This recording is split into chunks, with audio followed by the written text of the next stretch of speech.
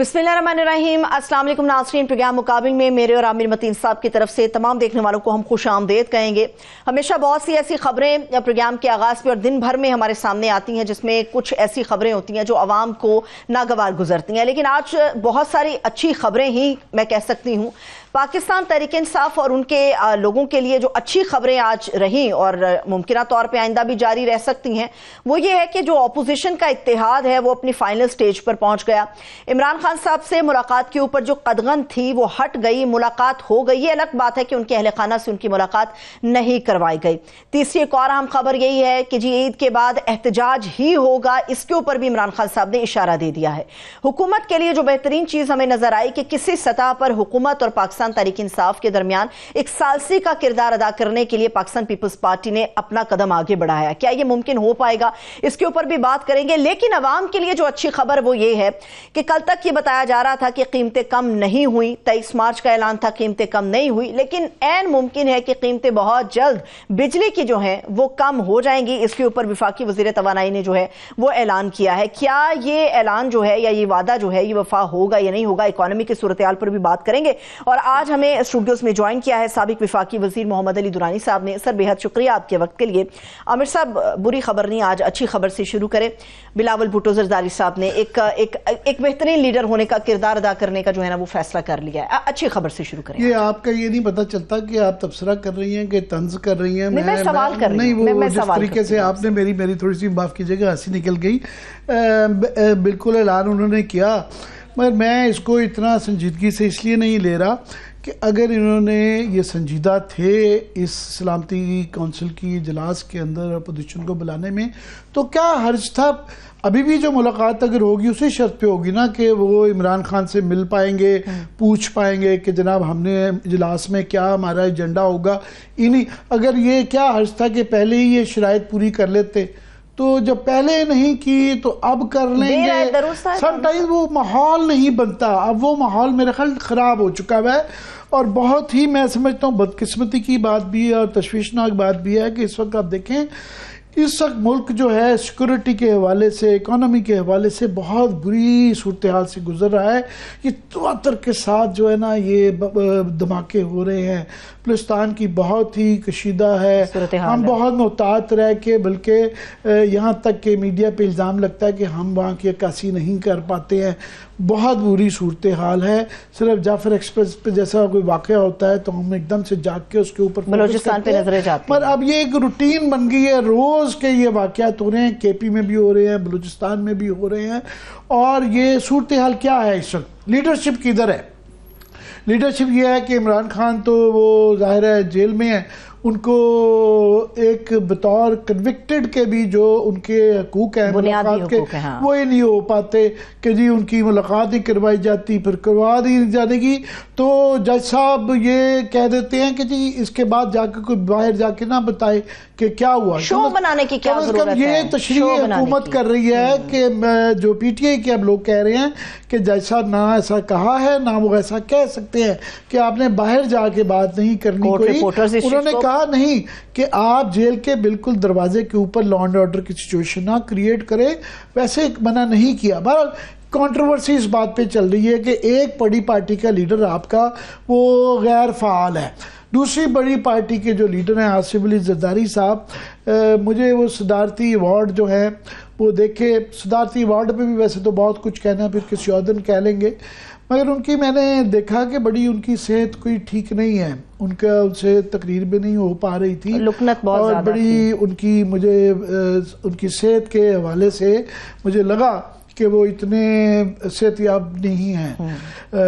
ये हमने कल खबर की थी कि उनको एक नई लाहौर हेरिटेज अथॉरिटी बनाई गई है, उसका पैट्रन इन चीफ बनाया गया है। मैं तो समझता हूँ कि बड़ी अच्छी बात है कि तमाम ये कुछ 60 के करीब शहर हैं जहाँ ये सकाफती जो हैं विरसा वहाँ मौजूद है।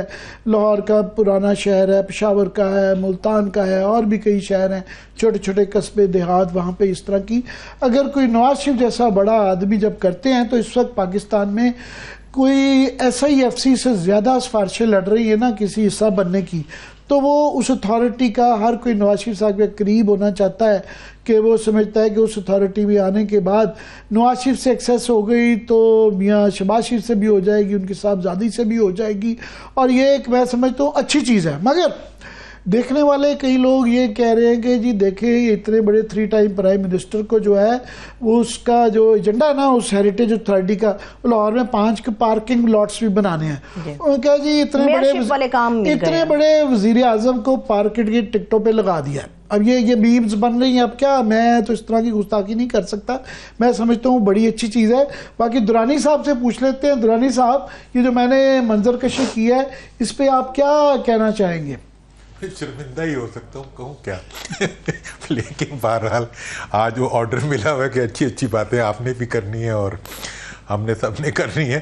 تو بات اس کی یہ ہے کہ میاں صاحب جو ہے وہ دیکھیں, زرداری صاحب ہوں, میاں صاحب ہوں, لاسٹ ٹائم آپ کے پروگرام میں میں نے بات کی تھی کہ یہ وقت ہے کہ میاں صاحب کو بلوچستان اور پاکستان کے اندر مفاہمت کے لیے آگے بڑھنا چاہیے. اس کے بعد پھر اور ہمارے دوستوں نے بھی اس بات کو آگے بڑھایا, لیکن وہ ابھی بس کلچرل مفاہمت کی طرف چلے گئے ہیں, ادھر تو نہیں گئے. اور یہاں جو میٹنگ ہوئی تھی ہماری اسلام آباد میں پارلیمنٹ ہاؤس میں, وہ بہت ہی ایک افسوسناک میٹنگ تھی کہ ہم دہشت گردی کے چیلنج کو مقابلہ کرنے کے لیے قوم اکٹھے ہونے جا رہی تھی, اور قوم اکٹھا کرنے کے لیے جو ہے وزیر اعظم نے جو تقریر شروع کی وہ انہوں نے شروعی اپوزیشن پہ تنقید سے کی جی. اور اس سے بڑی تنقید جو تھی وہ آرمی چیف نے خود ان کے اوپر کی کہ بھئی جو گورننس کے گیپس ہیں ان کی وجہ سے ہمارے جوانوں کی شہادتیں ہو رہی ہیں. اور میں اس موقف سے بالکل سہمت ہوں کہ یہ ایک حقیقت ہے کہ دہشت گردی کے خلاف جو جنگ ہے وہ سول اتھارٹیز اور جو سویلین فورسز ہیں وہ فرنٹ رول پہ ہوتی ہیں, اور اس کے بیک اپ میں ان کیس جو ہے وہ پھر فوج کو بھی آنا پڑتا ہے. یہاں تو ہم نے سب کچھ فوج کے اوپر ڈال دیا, اکانومی سے لے کے ہر چیز تک. اور اس سے آگے بڑھ کے جو فارن آفس کی ایبسنس ہے دہشت گردی میں بھی اور ہر چیز, وہ بھی ایک چیلنج ہے. تو یہ دونوں حضرات جو ہیں یہ اس وقت اس کے لیے تو جو پولیٹیکل کینسر ہاسپٹل بنانا پڑے گا عمران خان صاحب کو ایک اور. یہ جو ہے اس کا یہ تو حکومتی جو اب دعوت ہے ٹو لٹل ٹو لیٹ میں سمجھتا ہوں یہ ہو گئی ہے کہ اب اپوزیشن کو یہ موقع مل گیا ہے کہ وہ پہلے بھی کہہ رہے تھے سڑکوں پہ کرنے کا, تو عید کے بعد وہ اپنے شو کرنے کا علیحدہ اعلان کر رہے ہیں. ان کی اے پی سی کی انہوں نے کال دے دی ہے, کمیٹیاں بنا دی ہیں. تو یہ ایک بڑی بدقسمتی ہوگی کہ ہم اور آپ ہمیشہ جو ہے فہام تفہیم سے بات کرنا چاہتے ہیں کہ وہ موقع حکومت نے گوا دیا. اب یہ بات سڑکوں پہ جائے گی تو اچھی بات نہیں ہے. بس زیادہ خطرناک اپوزیشن کے لوگوں کی تو میٹنگ اپنی ہو گئی, مگر مجھے اختر مینگل صاحب کا جو بیان ہے اس کے اندر ان کے تحفظات ہیں. وہ کہہ رہے ہیں کہ جناب اگر تو آپ نے یہ اس کا محور بلوچستان کو رکھنا ہے, بلوچستان کو ترجیح بنانی ہے تو ہم اس کا حصہ ہیں, ورنہ ہمیں بڑے تحفظات ہیں. ہمیں پہلے بھی سیاسی فائدوں کے لیے استعمال کیا گیا, اب ہم استعمال نہیں ہوں گے. تو آپ یہ جو اے پی سی اپوزیشن کی ہو رہی ہے اس کے حوالے سے کیا اسکوپ دیکھ رہے ہیں؟ دیکھیں عامر صاحب, میں تو بہت سیدھی سی بات کرتا ہوں. مجھے تو اس کی حیثیت جو ہے وہ اے پی سی کی گولی کے برابر لگ رہی ہے کہ جو سب لیڈر آئیں گے وہ کھا کے وہاں سے واپس چلے جائیں گے. مجھے اس میں سے کوئی تحریک اٹھتی ہوئی نظر نہیں آ رہی انفارچونیٹلی, کیونکہ ابھی تک اس کا کوئی ایجنڈا نہیں ہے. ایجنڈا جو ہے وہ صرف اکٹھے ہونا اور اکٹھے ہو کے جانا ہے. لیکن ایک تحریک جو ہے جو اپوزیشن کی شروع ہو چکی ہے وہ سندھ سے, ایک تو عمر کوٹ سے شروع ہو گئی ہے کہ عمر کوٹ میں جو سیٹ خالی ہوئی ہے پیپلز پارٹی کی, اس کے اوپر پی ٹی آئی اور جی ڈی اے انہوں نے مل کے دریا بچاؤ کینڈیڈیٹ جو ہے وہ اپنا لانچ کر دیا. وہ ایک حقیقی چیلنج بننے والا ہے حکومت کے ایک کمپوننٹ کے خلاف. یہ عمر کوٹ والی سیٹ میں ہمیشہ ویسے بھی جو ہے پیپلز پارٹی کا ایشو رہتا ہے. شاہ محمود قریشی بھی وہاں ہمیشہ جاتے ہیں, ان کے بھی وہاں پہ کافی فالوورز ہیں. اور یہ اب الائنس بننے کے بعد آپ یہ کہہ رہے ہیں یہ وہاں پہ ایک شروعات ہو سکتی ہے پیپلز پارٹی کے خلاف اپوزیشن کی. اگر دھاندلی کریں گے تب بھی ریزسٹنس ہوگی, اگر نہیں کریں گے تو پھر ایگزسٹنس ہی نہیں ہوگی. ہوگی. یہ اس کا ایک چیلنج ہے. دوسرا چیلنج یہ ہے کہ سندھ کے اندر جو سندھ دریا سے ریلیٹڈ جو موومنٹ چل رہی ہے, جس کے اوپر کہ پیپلز پارٹی ایک اعلیٰ درجے کی کلو لیس قسم کی منافقت کے ذریعے اپنی سیاست کو آگے بڑھانے کی کوشش کر رہی ہے. مطلب وہ میٹنگ, سندھی جرنلسٹ ہیں ہمارے اسلام آباد میں موجود, انہوں نے وہ منٹس آف میٹنگ تک نکال دیے جس میٹنگ کو خود زرداری صاحب نے کنڈکٹ کیا, اور اس کے اندر سارے فیصلے ہوئے اور وہ سب چیزیں ہوئی.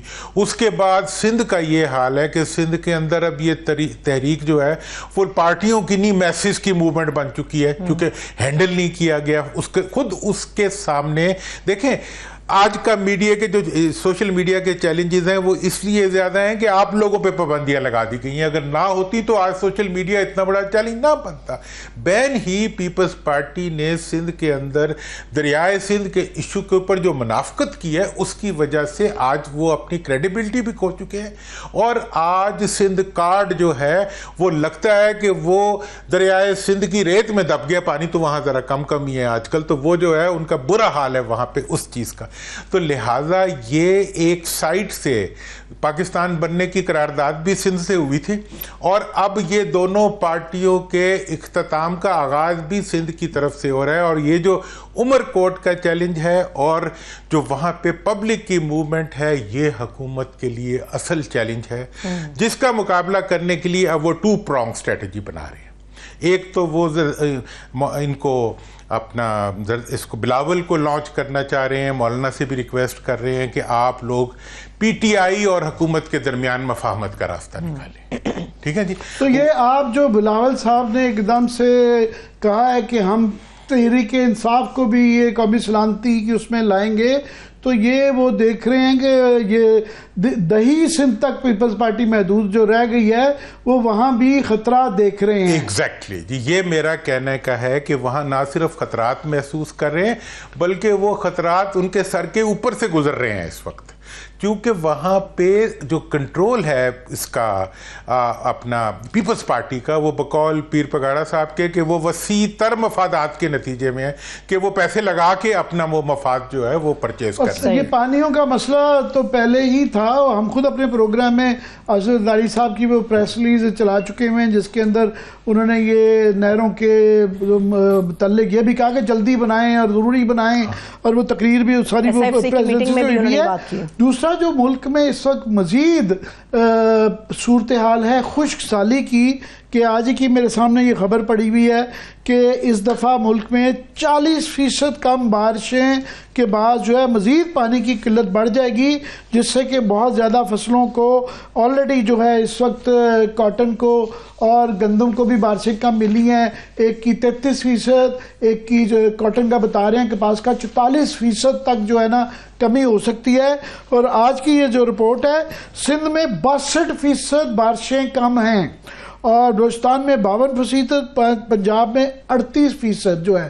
سو ایک تو پہلے ہی یہ ایشو چل رہا ہے, پھر خشک سالی اور بارش کا نہ ہونا, یہ کرائسس تو بہت بڑھ جائے گا. دیکھیں میں آپ کو بتاؤں کہ اس وقت اوور آل, ویسے میں آپ کو بتاؤں پاکستان کا جیسے دہشت گردی کے بارے میں کہا گیا کہ مینجمنٹ کا ایشو بہت زیادہ ہے, گورننس کا, بین ہی ایگریکلچر کے معاملے میں بھی بہت بڑا گورننس کا ایشو ہے.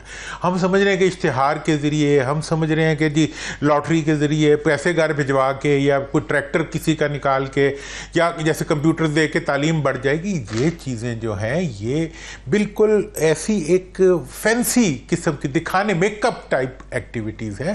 اس سے جوہری فرق نہیں پڑ رہا. جوہری فرق یہ ہے کہ پچھلی دفعہ گندم والے پٹ گئے, لٹ گئے, اس دفعہ جو ہے ہر فصل والا لٹا ہوا نظر آ رہا ہے. پانچوں فصلیں جو ہیں یہ ان کی خبریں ہیں کہ آپ کی گندم بھی پچھلے سال بھی خراب گئی, گورنمنٹ نے دھوکہ کیا, سپورٹ پرائس کا وعدہ کر کے نہیں دیا, اس کسان کے پاس پیسے ہی نہیں تھے, کہ اس کی وجہ سے ابھی کپاس کی بھی 44% کم آ رہی ہے.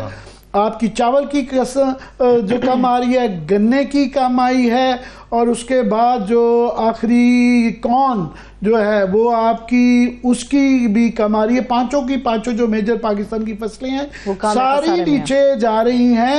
ایک طرف سے صورتحال یہ ہے، اسی طرح ہی انڈسٹری کی ہے.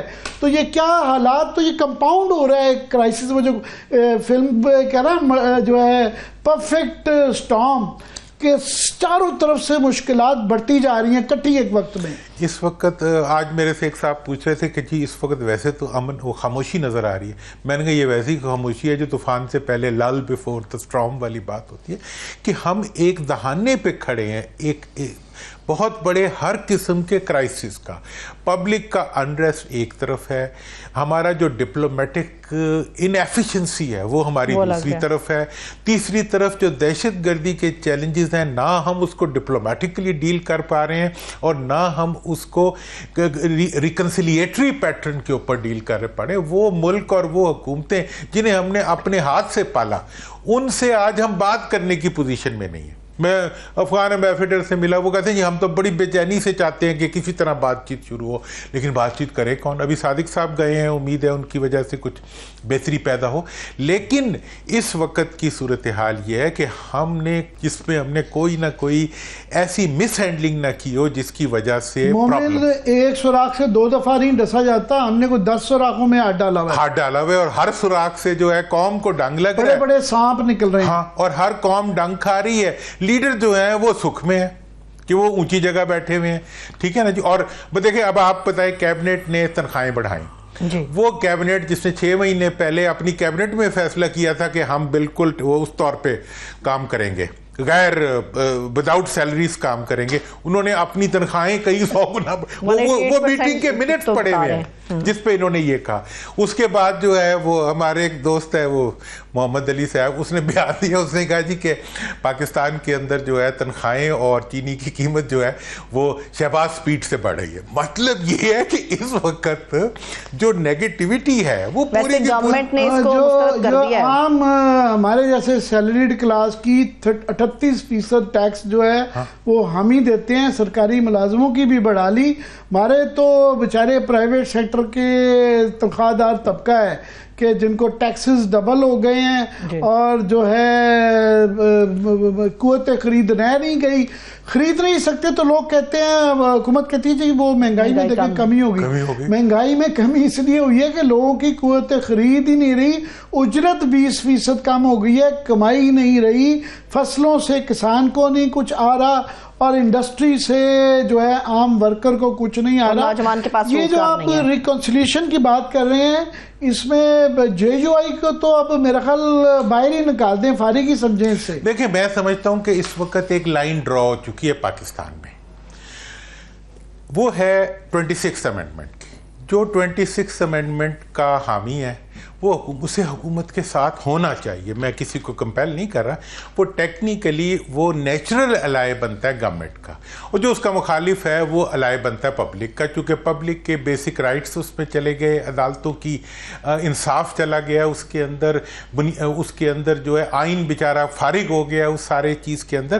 تو یہ جو ایک سارا انتظامی عدالتی ڈھانچے کے درمیان میں لائن کھینچ دی گئی ہے. اور آپ بیسیکلی جے یو آئی کے حوالے سے کہہ رہے ہیں کہ جب انہوں نے 26ویں آئینی ترمیم میں دستخط کر دیے، چاہے جتنے مرضی کہیں وہ احسان کرتے ہیں کہ جی اس سے بھی بہت بری تھی تو ہم نے کم بری کروا دی، اس سے بری نہیں، میں نہیں امیجن کر سکتا تھا کہ اس سے بری ہو سکتی تھی، اور اس سے بھی بری تھی تو پھر ہو جاتی. میں اب اس وقت بھی دیکھیں، میں پھر بھی کہتا ہوں چلیں جو کسی نے کیا وہ اس کی اپنی سمجھ ہے، ہر ایک کا اپنا حق ہے. لیکن اس وقت میں سمجھتا ہوں کہ اس ترمیم کے بعد اب مولانا کو اپنا سیاسی وزڈم اور جو ان کی سیاسی فہم ہے اس کو استعمال کرنا چاہیے حکومت اور اپوزیشن کے درمیان ٹکراؤ کو کم کرنے کے لیے.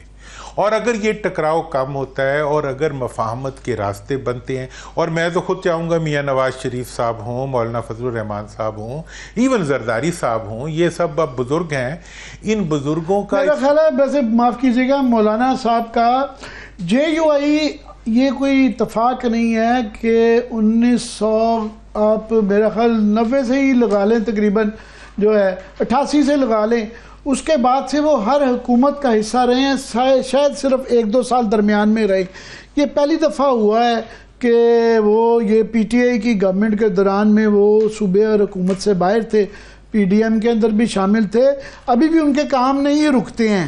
میرا خیال ہے ان کا حکومت سے باہر رہنا مشکل کام ہے. یہ سوال آپ نے کیا بریک سے واپس آ کے میں درانی صاحب کا تجزیہ اس کے اوپر لوں گی. سوال بڑا زبردست عامر صاحب نے کیا، کیا مولانا فضل الرحمان صاحب کے لیے آسان ہوگا کہ وہ اپوزیشن بینچز کے اوپر بیٹھے رہیں، یا پھر یہ بڑا مشکل ہوگا کہ حکومت کے بغیر ان کا گزارا ہو؟ بریک سے واپس آ کے اس پہ بات کریں گے، ہمارے ساتھ رہیے.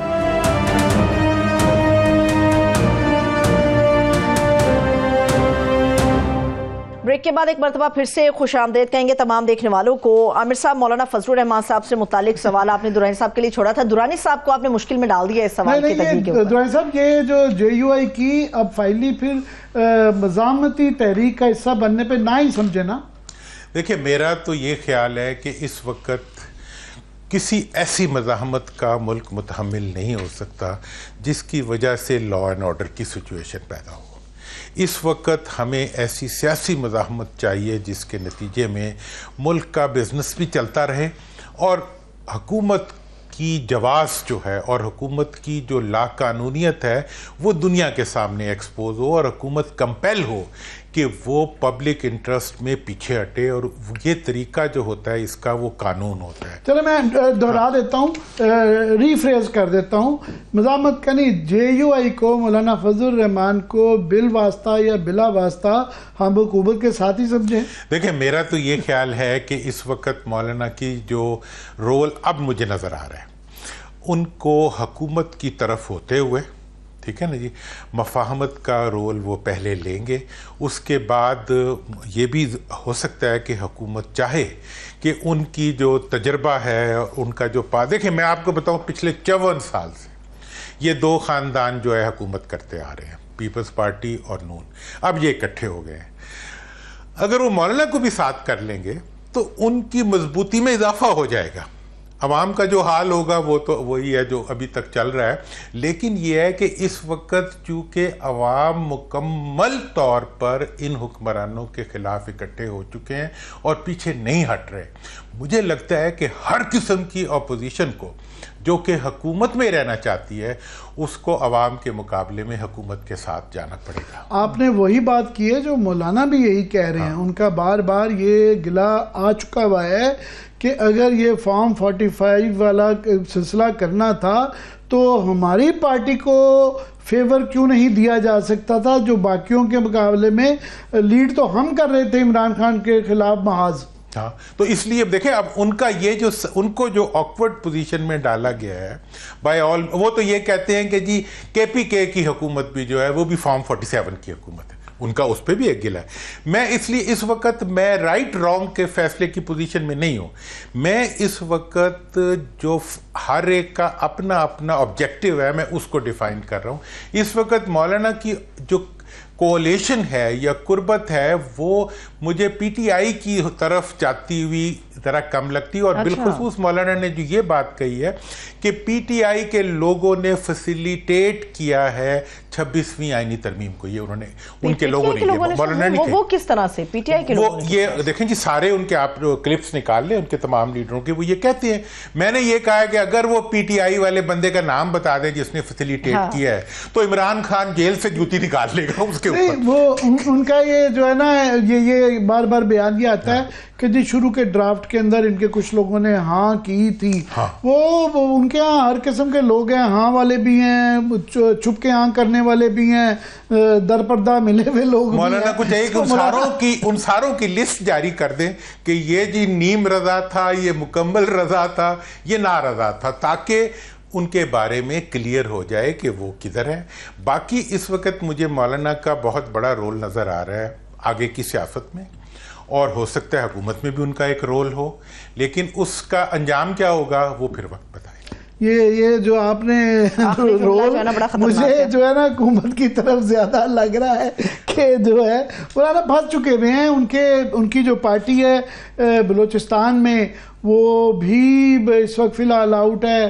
وہ درمیان میں پی ڈی ایم اور ایون نگران گورنمنٹ میں بھی آپ دیکھیں نا کہ پشاور میں بھی گورنرشپ بھی ان کے پاس تھی، پھر ان کے پاس اب ان کے سارا اہل و عیال، ان کے سمدھی جو ہے سارے ہی سیاست میں آ چکے ہوئے ہیں، تو مجبوریاں بن جاتی ہیں، مشکل ہو جاتا ہے. مگر اوورآل جو ہے میں لاسٹلی کہ آپ کو کیا اس وقت کہیں گے، خاص طور پہ میں کوشش کرتا رہتا ہوں کہ انٹرنیشنل اس کے اوپر بھی فوکس کروں کہ دنیا کدھر جا رہی ہے. یہ ہمارے اوپر صرف ایک میں فیکٹر کا ذکر کر دوں کہ ٹیرفز فار ایگزامپل امریکہ نے 25% جو ٹیرفز کر دیے ہیں چین پہ بھی، ایون یورپ پہ، کینیڈا جیسے ملک کو نہیں چھوڑا، میکسیکو کر دیا ہے. ہمارا سب سے بڑا ٹریڈنگ پارٹنر جو ہے وہ امریکہ ہے. ہماری $5 ارب سے بھی زیادہ کی ایکسپورٹس جو ہیں آگے ہی ہماری جو برآمدات ہیں وہ کم ہو رہی ہیں. اس دفعہ اس فروری کے مہینے میں نیچے آئی ہیں، اور یہ جب ٹیرفز لگیں گے امریکہ کے جو کہ لگنے جا رہے ہیں تو ہم بڑے ولنریبل ہیں. دورانی صاحب اس پہ کوئی فوکس نہیں کر رہا. دیکھیں جناب، ہماری ولنریبلٹی تو عامر صاحب دن بدن بڑھ رہی ہے، اور یہ میں آپ کو بتاؤں کہ جو کمیونٹی ہے آف نیشنز، اس کے اندر جو ڈیموکریٹک کنٹریز ہیں جن میں پاکستان فال کرتا ہے، اس میں ہم بالکل نیچے زمین پہ آ گئے ہیں. اور ہماری جو ڈیموکریسی ہے اس کے ساتھ ساتھ ہماری گورننس جو ہے، ہماری کرپشن جو ہے، وہ تمام چیزیں اوپر جا رہی ہیں، اور سب سے زیادہ اوپر جو جا رہا ہے وہ ہمارے قرضے جا رہے ہیں. مطلب اس عرصے میں جو 1 سال میں قرضے لیے گئے ہیں، یہ پاکستان کی تاریخ کا ایک سیاہ ترین باب ہے. لہٰذا اس وقت کی جو ونریبلٹیز ہے یہ صرف اور صرف ان کا مقابلہ قوم کر سکتی ہے. یہ لیڈر جن کی اپنا سب کچھ ملک سے باہر ہے وہ نہیں کر سکتے. میں بس ایک آخری شیئر کر لوں آپ کے ساتھ کہ یہ ایک اچھی بات ہے کہ ویسے تو یہ پارلیمنٹ جو ہے اس کے اندر سے ابھی ارریلیونٹ ہو کے رہ گئی ہے، اور مگر پبلک اکاؤنٹ کمیٹی کے اندر پھر بھی کچھ جان پڑی ہے کہ 1 سال بعد کے بعد جو ہے جنید اکبر صاحب کو اس کا وہ بنایا ہے، تو وہاں یہ خبریں ہوتی رہی. پہلی خبر تو یہ تھی کہ اس کے اندر عمر ایوب صاحب نہیں آ سکے. پتہ چلا کہ جی ان کا کلیم یہ ہے کہ ان کو بسکٹ چوری کرنے کے اوپر ایک مقدمہ بنا ہے جس کی کو لیے پیش ہونا تھا، اس لیے وہ حاضر نہیں ہو سکے. پتہ کر لے سونے کا بسکٹ تھا یا مطلب ایسے یہ وہ انہوں نے موبائل بسکٹ چوری کرنے کے اوپر ہوا ہے. مگر اس کے اندر جو یہ میں تفصیلات پڑھ رہا ہوں کہ مختلف روز آتی ہیں. 11 روپے کے جو ہے نا وہ انہوں نے ٹھیکیداروں کی اس ملک کے اندر جو عیاشی اس وقت ہوئی ہے، کوئی مار دھاڑ نہیں رہ گئی، کوئی چیک نہیں رہ گیا، کوئی کچھ نہیں رہ گیا. روز نظر آتا ہے کہ سڑکوں کے ٹھیکوں کے اوپر سب سے زیادہ فلانا وزیر پہنچ گیا، انسپیکشن کر رہا ہے. اور یہاں پہ 11 ارب روپے کے جو ٹھیکے ہیں وہ بغیر کسی چیک کے، بغیر ویریفیکیشن کے، بغیر لیب رپورٹس کے کہ وہ سڑکیں بنی ہیں، ٹھیک بنی ہیں، نہیں بنی ہیں، کیا مسالہ لگایا گیا ہے، ان کو پیسے دے دیے گئے ہیں. یہ لیٹسٹ ہے. یہ صرف ایک ہے، مگر ہر ڈپارٹمنٹ دورانی صاحب اینٹ اٹھاؤ تو نیچے سے کیچڑ ہی کیچڑ نظر آتا ہے. عامر صاحب، یہاں گورننس نام کی کوئی چیز نہیں ہے، یہاں پہ قانون نام کی کوئی چیز نہیں ہے، یہاں پہ اکاؤنٹیبلٹی نام کی کوئی چیز نہیں ہے. مطلب آپ یہ سمجھ لیں کہ اگر بھیڑیا جو ہے وہ بکریوں کا رکھوالا ہوگا تو بکریوں کا کیا بنے گا. مطلب یہ ہے کہ ہم اپنے ملک کو ہم نے ان کے حوالے کیا ہے جن کی ایکسپرٹیز ملک سے پیسہ باہر لے جانے میں ہے. مطلب قرضہ لانا اور پیسہ باہر لے جانا، قرضہ لانا اور پیسہ باہر لے جانا، اس ایکسپرٹیز کے ساتھ ہمارا ملک چل رہا ہے. قرضہ غریب میرے نام پہ ملتا ہے، آپ کے نام پہ ملتا ہے، جاتا کسی اور کے نام پہ. اور ابھی جو کچھ لنڈن کی عدالتوں میں ہو رہا ہے، جہاں جہاں ہو رہا ہے، مطلب ہم تو بین الاقوامی فراڈیے کے طور پہ اسٹیبلش ہو رہے ہیں، اور ایٹ دا سیم ٹائم ہم بین الاقوامی سطح کے اوپر غیر جمہوری کے طور پہ اسٹیبلش ہو رہے ہیں، کرپٹ نیشن کے طور پہ اسٹیبلش ہو رہے ہیں. ان کو کوئی پرواہ نہیں ہے ہمارے سے. یہ تو ممیز اٹھ کے آئی ہوئی ہیں اور ممیز حکومت کر رہی ہیں پرانے زمانے کی، ٹھیک ہے. ان کو تو اب کچھ بھی نہیں ہے دنیا میں. یہ وہ مردے ہیں جن کو وہ مکھن لگا کے ہم نے رکھا ہوا ہے فریزرز میں، اور وہ ہماری حکومت چلا رہے ہیں. لاسٹلی غازہ جو ہے وہ کیونکہ سال پرانا ہو گیا ہے تو اب 10 بندے مر گئے، 15 بندے شہید ہو گئے، یہ کوئی خبر بھی نہیں رہتی ہے، وہ ہماری اس سے ریڈار سے ہی جا چکا ہوا ہے.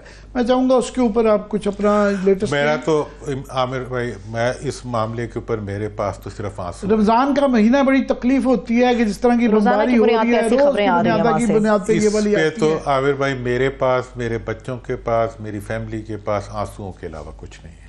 اور میں آپ کو حقیقت میں بتا رہا ہوں، 2 چیزوں کے اوپر میں اپنے جذبات کو کنٹرول نہیں کر پاتا. ایک فلسطین کے ایشو کے اوپر، اور ایک ان بچوں کی شہادتوں کے اوپر جو ہمارے جوان جو ہیں ہر روز دہشت گردی کے اندر. اس لیے بھی کہ میرے اپنے بچے، میرے اپنے عزیز رشتہ داروں کے بچے، وہ سارے کے سارے جو ہیں میدان میں بیچارے ایکسپوزڈ پڑے ہوئے ہیں. ٹھیک ہے جی. اور یہ جو کچھ ہو رہا ہے، جس طریقے سے مطلب روز دہشت گردی کے نتیجے میں ان کی شہادتیں ہوتی ہیں اور ہم اس کے دکھ میں ڈوب جاتے ہیں، وہی حال جو ہے فلسطین والوں کا ہے کہ ان بیچاروں کے دکھ کے لیے کوئی حکمران نہیں ہے ہمارا.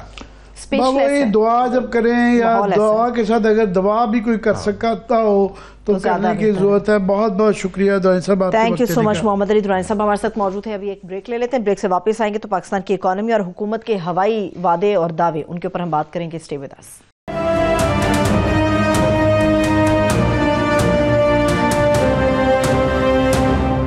بریک کے بعد ایک مرتبہ پھر سے خوش آمدید کہیں گے. پاکستان کی اکانومی کے اوپر ہم بات کرنے جا رہے ہیں. ماہر معیشت ڈاکٹر شاہد حسن صدیقی صاحب نے ہمیں جوائن کیا. سر بے حد شکریہ آپ کے وقت کے لیے بھی. عامر صاحب مجھے یہ بتائیے، حکومت نے پہلے تو پوری عوام کو، پورے پاکستان کو سبز باغ دکھائے تھے، اب بھی وعدہ کر رہے ہیں، یہ واقعی وعدہ پورا ہو جائے گا یا اب یہ ہوائی وعدہ کہنا ہے؟ مجھے یہ سمجھ نہیں آتی کہ یہ جب تک معاہدہ سائن نہیں ہو جاتا IMF کے ساتھ، یہ پہلے کیوں، یہ پچھلے سال بھی یہی ہوتا رہا، جب تک سائن نہیں ہوتا کیوں یہ لوگوں کے ساتھ جھوٹے وعدے کر دیتے ہیں.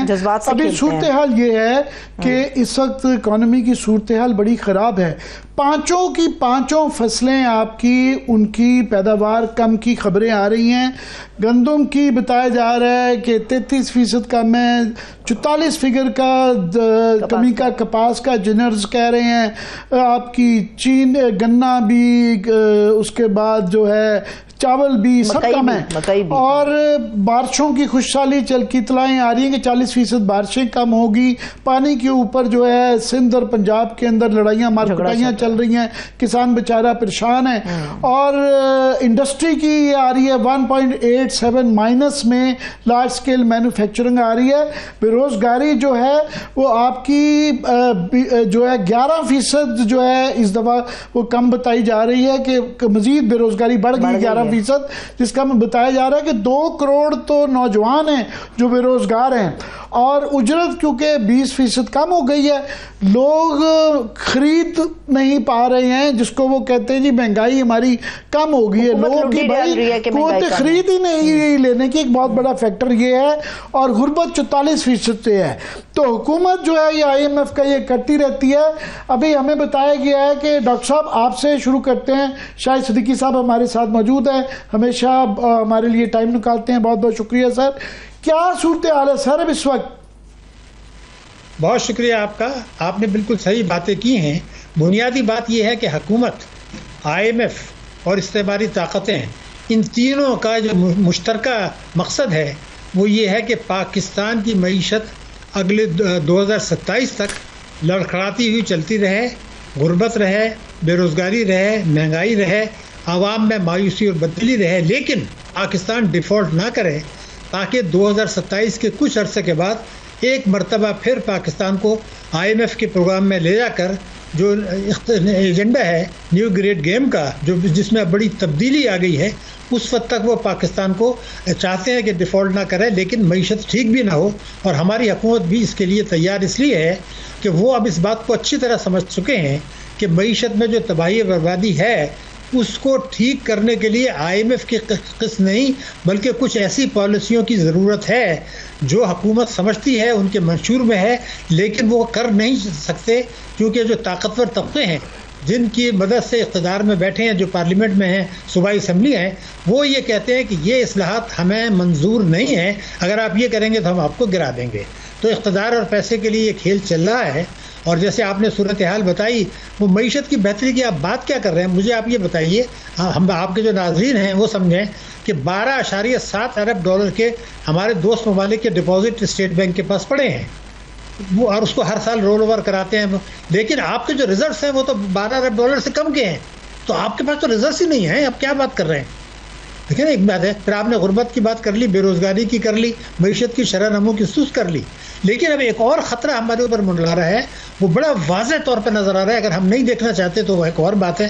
ٹرمپ صاحب نے ایک بیان دیا ہے اور انہوں نے یہ کہا ہے کہ جناب وہ جو ہم اسلحہ چھوڑ گئے تھے پچھلی حکومت، وہ غلطی انہوں نے کی تھی افغانستان میں، وہ اب ہم واپس لینا چاہتے ہیں، اور بلگرام کا جو ایئرپورٹ ہے وہ بھی واپس لینا چاہتے ہیں۔ اب یعنی اس کا مطلب یہ ہے کہ وہ پاکستان کو چاہتے ہیں کہ اس جنگ میں ایک مرتبہ پھر آئے، ہماری افواج جو بہت بہادر ہیں اور جو دہشت گردی کی جنگ میں اپنے آپ کو شہادتیں دے رہی ہیں، اس لیے کہ باہر سے دہشت گردی ہو رہی ہے۔ تو میں نے آپ کو بالکل ریکارڈ پہ بتاؤں، جولائی 2021 میں جب امریکی فوجیں وہاں سے جا رہی تھیں تو پاکستان میں فتح مبین میری ریکارڈ پہ پبلش تحریر موجود ہے، شائع ہوئی تھی کہ یہ فتح مبین نہیں ہے، امریکہ نے ایک حکمت عملی کے تحت یہ وہاں سے وڈرا کیا ہے، وہاں ہتھیار چھوڑے ہیں تاکہ وہ پاکستان اور افغانستان میں دہشت گردی کے لیے استعمال ہوں، اور پاکستان اور افغانستان میں جو ہے وہ آپس میں تعلقات خراب ہوں۔ ڈاکٹر صاحب ایک اور خطرہ جو ہے وہ میں آپ کے جوائن کرنے سے پہلے بھی ذکر کر رہا تھا کہ ہم یہ جو ٹیرف وار چل رہی ہے اس پہ نظر نہیں رکھ رہے، ہمارے سب سے بڑا ٹریڈنگ پارٹنر امریکہ ہے جس کا آپ نے ذکر کیا، اور وہ 25% جو ہے ٹیرف چائنا، یورپ، کینیڈا ان پہ لگا رہا ہے، تو ہم 5 بلین سے زیادہ کی ان کو ایکسپورٹ کرتے ہیں، ہمیں ٹیرف دیں گے، پہلے ہی فروری میں ایکسپورٹس ہماری جو ہیں کم ہو رہی ہیں، اور یورپ میں بھی جو ہے سیکنڈ جو EU ہے وہ بھی GPS کے متعلق بھی وہ خدشات کروا چکا ہوا ہے، سو یہ ٹیرف وار میں ہم تو بڑے ولنریبل ہیں۔ نہیں دیکھیے نا، بات یہ تھی، میں نے آپ سے وہی عرض کیا کہ ہمیں یہ یقین ہے، امریکہ نے ہمیں انڈائریکٹلی یقین دلایا ہے کہ ہم آپ کی معیشت کو ٹھیک نہیں ہونے دیں گے، لیکن ابھی آپ کو ڈوبنے بھی نہیں دیں گے، کیونکہ ہمیں آپ سے قربانی لینی ہے۔ بہت سارے معاملات ہیں، جیسے میں نے بتایا کہ افغانستان میں جو ہے وہ دہشت گردی کی وارداتیں ہو رہی ہیں، پاکستان میں کرائی جا رہی ہیں، ہمارے 2 صوبے جو ہیں نا وہاں پر جو ہے حالات بہت تشویشناک ہیں، تو وہ پاکستان کی فوج کی مدد کی ضرورت یہاں بھی ہے، افغانستان کے معاملات میں بھی ہے، مشرق وسطیٰ کے معاملات میں بھی ہے، تو وہ یہ چاہیں گے کہ پاکستان میں اتنا دباؤ رہے کہ وہ ہماری ان کی شرائط مان کے قربانیاں دیتے چلا جائیں، لیکن وہ ہمیں ابھی ڈوبنے نہیں دیں گے۔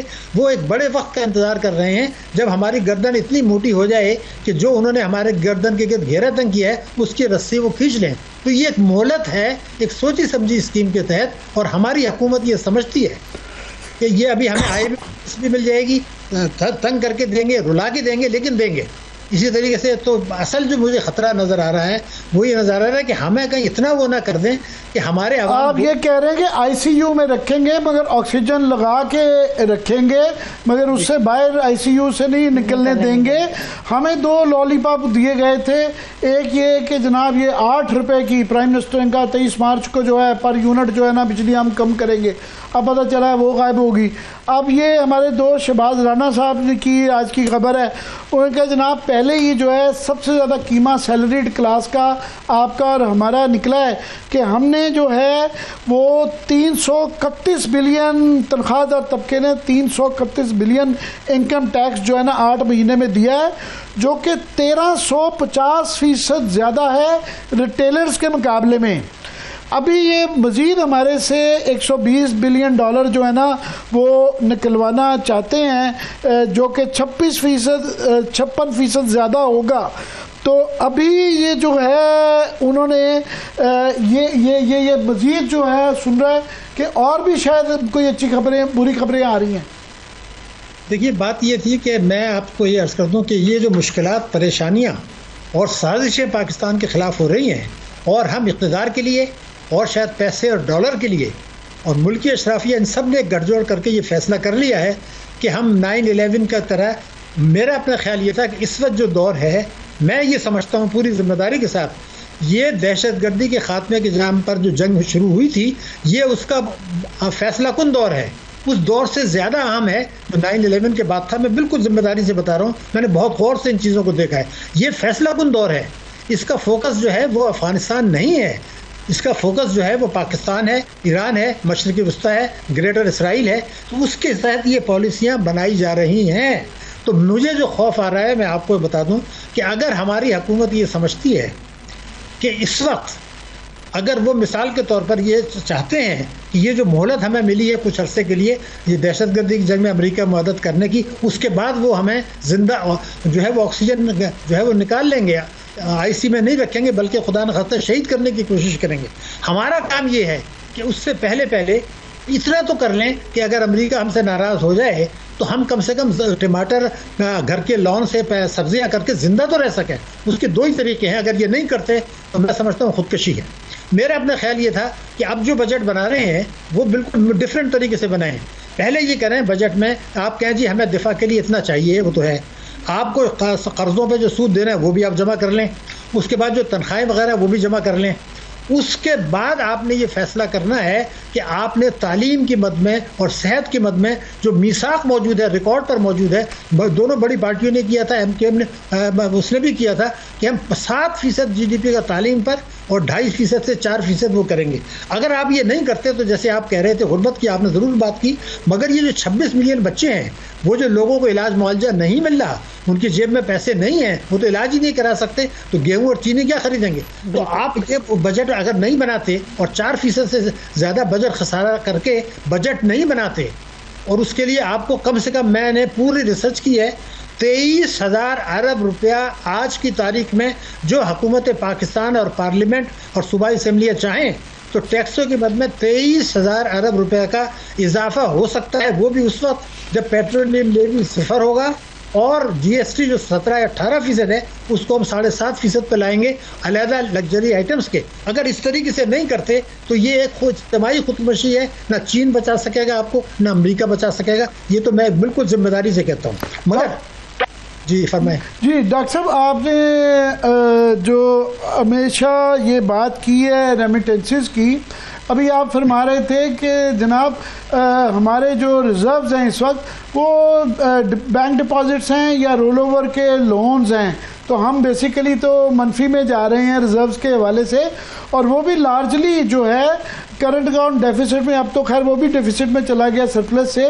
وہ ریمیٹنسز کی وجہ سے ہے کہ 5.8 جو ہے بلین ڈالرز کی گروتھ ہے پچھلے سال کے مقابلے میں، 32% اضافہ.